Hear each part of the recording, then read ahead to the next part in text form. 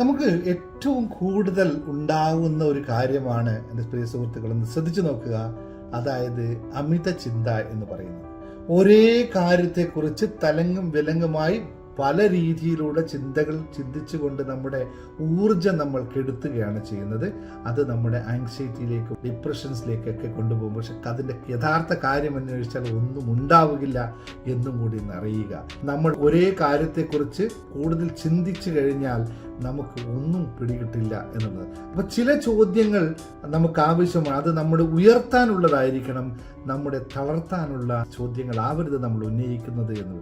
ചില ചോദ്യങ്ങൾ നമ്മുടെ മാനസികമായ ഊർജം നഷ്ടപ്പെടുത്തുന്നു എങ്കിൽ അവ നമുക്ക് അനാരോഗ്യകരമാണ്. അതിൽ നിന്ന് വിടുതൽ നൽകുക തന്നെ വേണം. ചില ചോദ്യങ്ങൾ നമ്മളെ മുന്നോട്ട് നയിക്കാനുള്ളതാണ്.